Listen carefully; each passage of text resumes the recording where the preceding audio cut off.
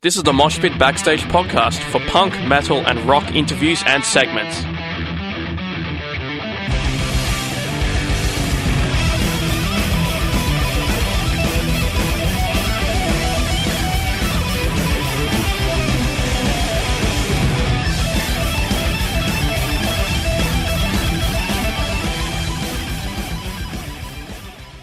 Hey, this is Liam from Cascades, and you're listening to the Moshpit on Sin. Liam White is a guitarist of Melbourne band Cascades, whose debut self-titled album is out now. They'll be playing at the Reverence Hotel on the 15th of July and the Gasometer Hotel on the 5th of August. Liam, thank you so much for joining me. Thanks very much for having me, Ben. You're very welcome. Now, how did the band start? Well, three of the guys in the band knew each other from playing in another band in Hobart a few years ago called The Ghost and the Storm Outside. And it was kind of like a crust sort of prog crossover band, I suppose. And they played in that band for about maybe 3 or 4 years off and on. And after separately all moving to Melbourne, maybe about 8 years ago or something, a couple of years ago, the guys sort of decided to start rehearsing again just because they were really missing playing music and had a few years out of playing music.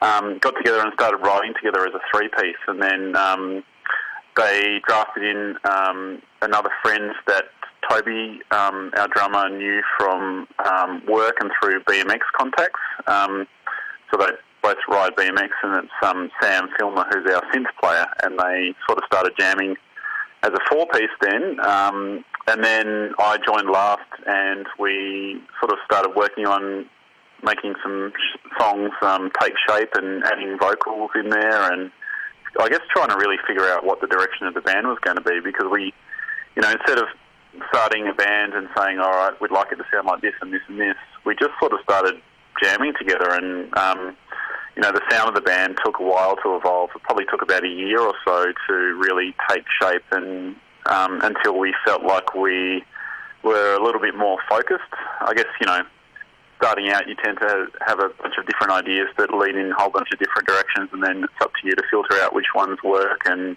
which ones you're kind of excited about pursuing. And for us, it was kind of about exploring those ideas that challenged us as musicians and pushed us to write and, I guess, perform those songs in ways that we hadn't really done in previous bands that we'd done separately. So it's been challenging, but it's been really exciting to kind of push ourselves to do stuff that we've never done before. In terms of finding your sound, where do you draw influences from, inspiration from, and how do you kind of sort of slowly funnel into something that you're like, yep, this is it, this is what we want to be? Yeah, it's a bit of a funny one because we all have pretty varied music tastes. So, we might, as a band, be listening to, some experimental, synth performances. I mean, Sam Filmer's really into that, that more sound and texture, experimental type music. We probably have a bit of a crossover in terms of what we listen to, bands like Neurosis and ISIS and The Cure and, those kind of heavy bands that create a bit of a textured, layered sound where you've not just got, an upfront kind of guitar assault, but you've got other instruments kind of adding to create like a really layered and nuanced kind of sound. So, there's that sort of stuff. Toby and I listen to a bit of hip-hop as well, and we've, most of us have come from a punk and hardcore background as well, listening to a whole bunch of thrash bands and whatever else. And I guess, it's quite varied in terms of what stuff we listen to. So it's been interesting, with this record, the first kind of couple of reviews have sort of really gone down that path of saying, it sounds a bit like ISIS meets Old Man Gloom meets Neurosis or something like that. But I guess we've been trying to synthesise a whole bunch of other ideas like, some stuff from that 80s kind of goth era of bands like The Cure and those sort of bands that, they take a while to build songs and add layers and more and more layers until, it's almost like you can't add any more, and then the next riff starts and it's even bigger. And we love that sort of songwriting where it's not that intro, verse, chorus, guitar solo sort of stuff. We really like trying to evoke a sense of starting somewhere and then finishing somewhere else, and it's kind of that linear mode of songwriting that we've tried to do with this band, where you start somewhere and then by the time the song finishes it doesn't sound anything like what you started with. And that kind of keeps us interested in songwriting and keeps us trying to push ourselves to write in new ways as well. I think I definitely relate to the people who sort of, in a way, I felt like I was showing my bias by really associating you guys in my head with the kind of what people call post-metal and all that sort of stuff. And sort of looking at, the tags that you use on Bandcamp, the kind of words you use to describe yourself in other stuff like Facebook and all that stuff, you kind of then learn to sort of think about, hey, this is what these guys perceive themselves as. And you listen again, you hear that stuff. You hear a bit more of a hardcore influence. You hear a bit more of The Cure, especially, I think it was in the second song off the album. And it's kind of fascinating for me personally. Like, you approach something and you kind of have these inbuilt tendencies, but there's so much more to that. From your guys' perspective, how do you feel when people sort of come to it and they may not necessarily get out of it what you think you put into it? Yeah, well, I think that's a really interesting question, Ben. I suppose you can only create the stuff that you really want to listen to, and once you put it out into the world and perform it to people, then it's sort of theirs to, digest and react to in the way that they see fit. You can only really try and convey an idea, and I suppose that's kind of the way that any sort of art works. You try and get something across, but then somebody might read it and have a completely different reading of that performance or the book or the painting that you might be doing or whatever. And you can try and pack as much kind of like referencing to your idea or trying to express that idea in a whole bunch of different ways, but then someone might read it and then, or listen to the music or whatever and just go, well, hang on, I don't get that at all. What I get is this, So I find that really interesting, and for us that's pretty exciting actually to kind of have people respond to the music, and even if it's something that's really unexpected, it's really interesting for us and quite exciting for someone to say, oh, maybe have you checked out this band? And if we haven't heard of them or, haven't gone out of our way to listen to them before, that's really exciting because then we can go, oh, cool, maybe there's somebody else who's, trying to explore the same sort of ideas that we are or trying to approach music in the same sort of way that we're approaching it.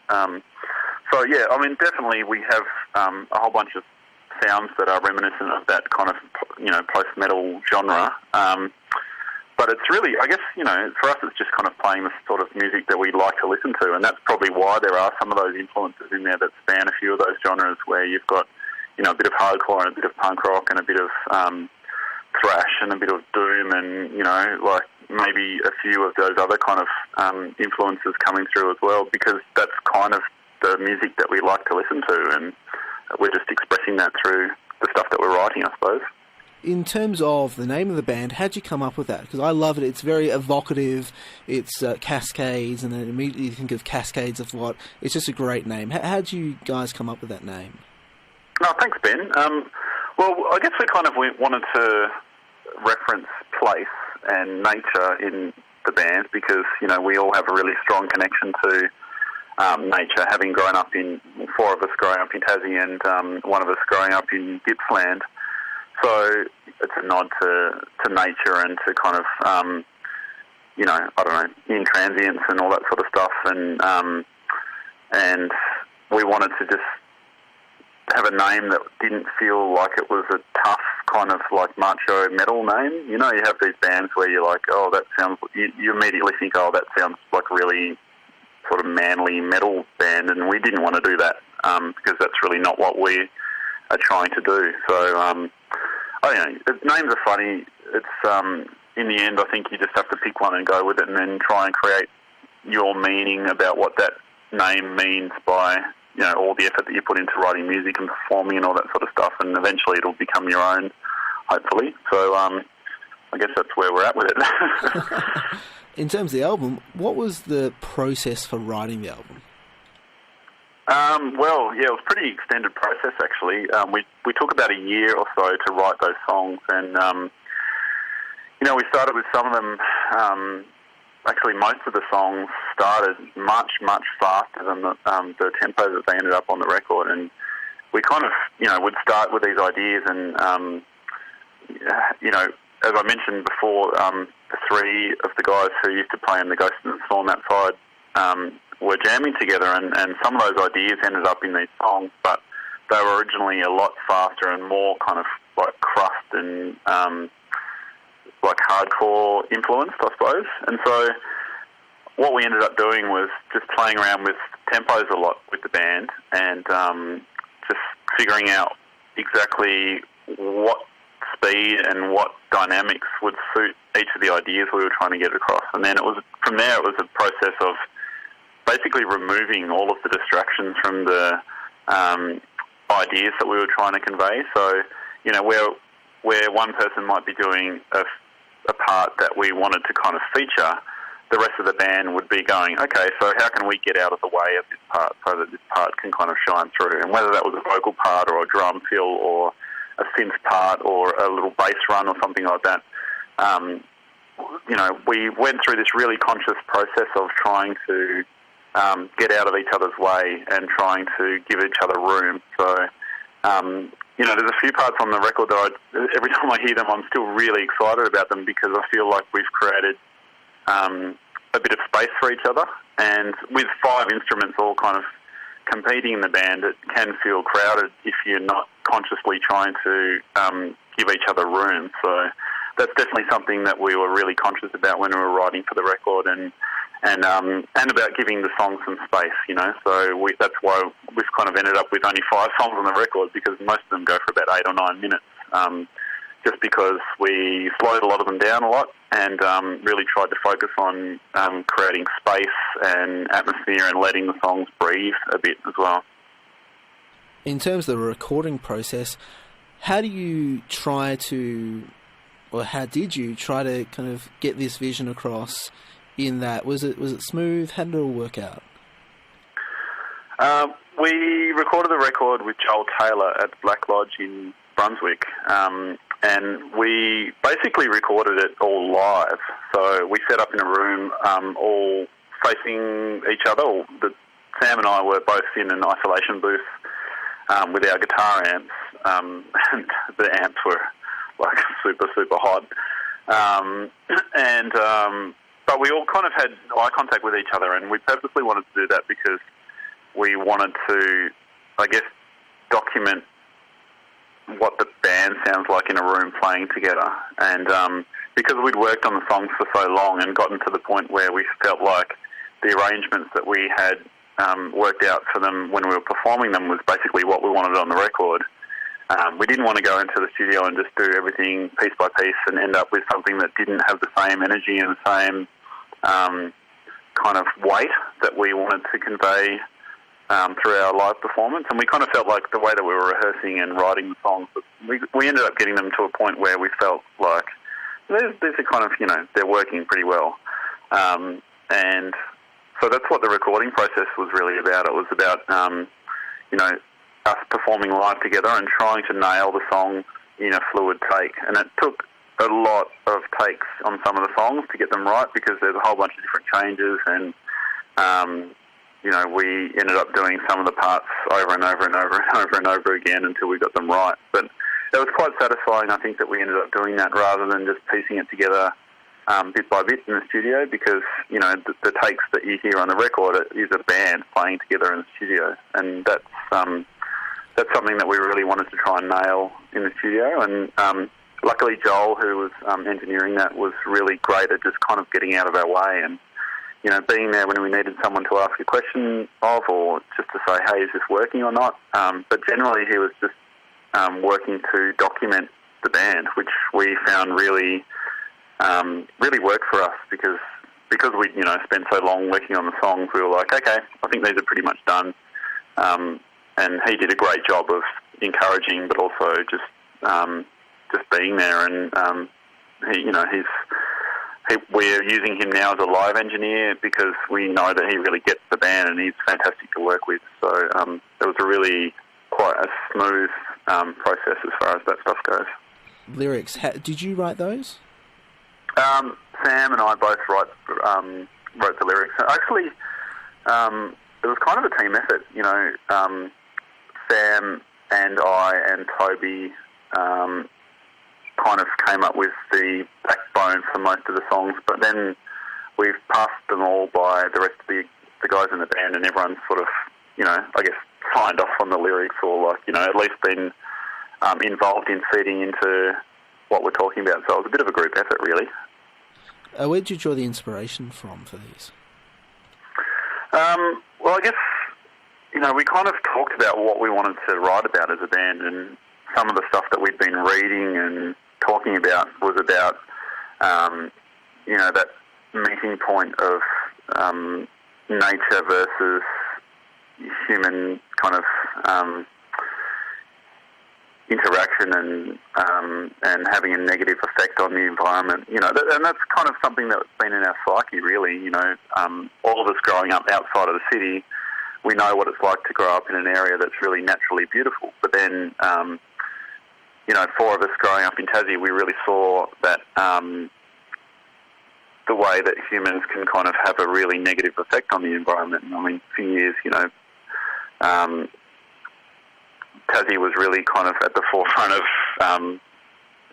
destroying a lot of the natural beauty that the state has. So we kind of wanted to talk about that interaction between humans and nature, and also about that's kind of about what Whitewater is about, where it's talking about the bushfires that went through the World Heritage Area in Tassie in 2016, and how climate change has caused those fires to be hotter and more intense than they ever have been. And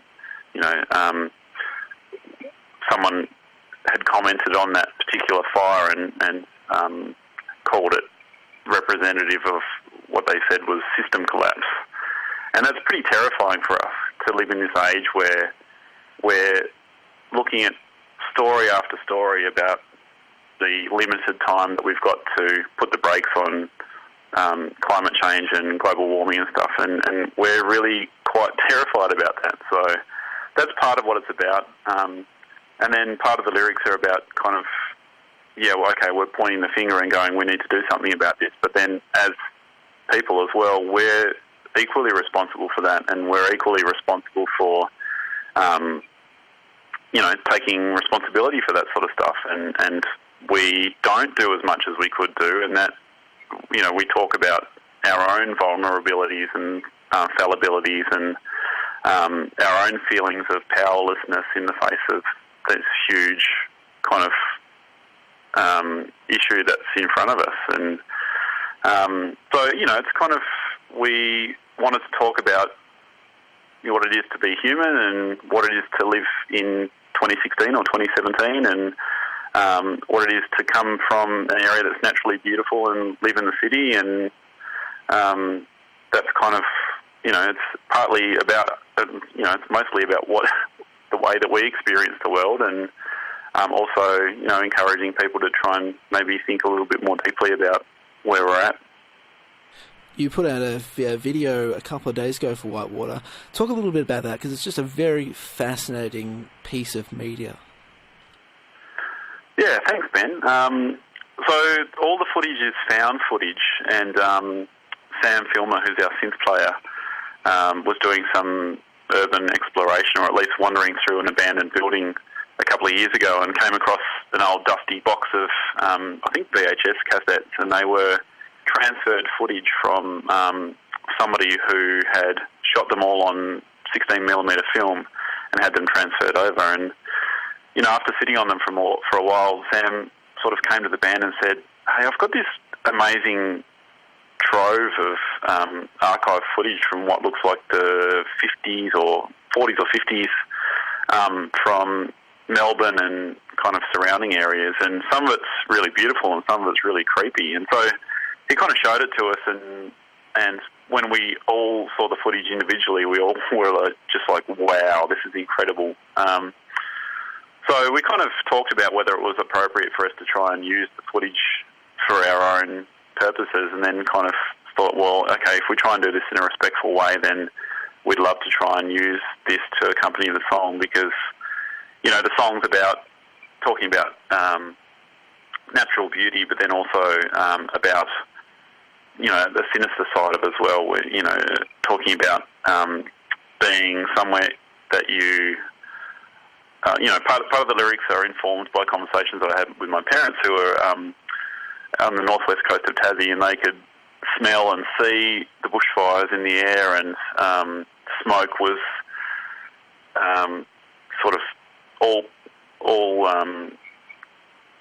pervasive at that point in time, and there was a thin layer of ash that had seeped in through the windows of our where my parents were staying at that point in time, and so I was really quite affected by that, and so the video, I suppose, we wanted to try and reflect that feeling of like, you know, this innocence, but then this sense of kind of dread and of something looming but that you have no power to stop. And that's kind of, I guess, why we wanted to use that footage. So, you know, we're very, very fortunate to have come across that footage, and I guess we wanted to try and use it in a respectful way, and we kind of hope that we have done that. But, yeah, amazing footage. We don't know who shot it either, so if anyone does see it and knows who the footage belongs to, please get in touch with us. Yeah, such a crazy story. Just briefly before I let you go, I read that you're already sort of writing new material. How do you approach that kind of so close to your previous album, and also in light of that? Like, do you try to go in a different direction? Do you try to improve things? What's your approach for that? Yeah, great question. And after we recorded the record, so we recorded the songs in December, and it's now July, so we've had, you know, at least 6 months of kind of playing those songs and working out and kind of talking within the band about what we wanted to do next. So, you know, we kind of felt like the stuff that we're talking about on this record is really focused on external things, and we are looking at focusing a little bit more internally with this next batch of songs, and kind of talking about things like anxiety and depression, and you know, we've all kind of had our own experiences of various kind of things relating to mental health, and I think we're going to try and focus on talking about that a little bit with this next batch of songs, which is going to be interesting and quite probably, I don't know, I think we'll probably feel quite vulnerable with the lyrics, but I think, you know, that's kind of, having pushed ourselves musically with the first record, we kind of want to push ourselves lyrically and thematically with the second one, and try and make something that's really relevant to where we're at the moment. So that's kind of where we're at. We've got 1 and a bit songs written for it, and it's going to be super exciting when we're ready to sort of start playing those songs. I mean, that first one's almost ready to go. So we're really looking forward to getting into the stage where we can start to play some new stuff. Yeah, because there's a good feeling in the band at the moment, and we're pretty excited about trying to keep the ball rolling. Cascades' debut album is out now. They'll be playing at the Reference Hotel on the 15th of July and the Gasometer on the 5th of August. Liam, I feel like I could talk to you for another hour, but thank you so much for the half an hour you've given me. Awesome. Great to talk to you, Ben, and thanks so much for talking to me today. Really appreciate you asking me on the show, and thanks for giving the band a listen as well.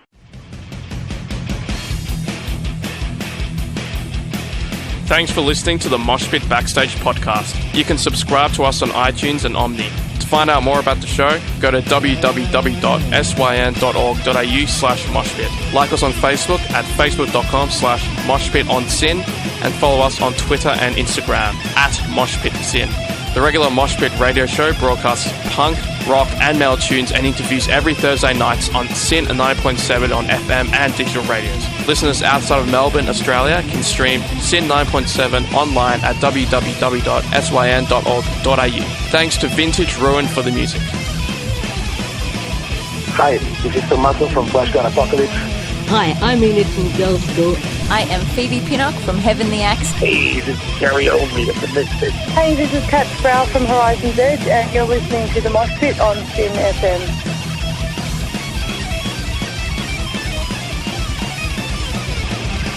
Hi, this is Einar from Leopard. Hi, I'm Virginia Lilly from the band Lily. This is Raul from 1449. Hey, what's up, everybody? This is Ali from Zebrahead. Hey, everybody, this is Charlie Benante with Anthrax, and you are listening to the Moshpit on SYN.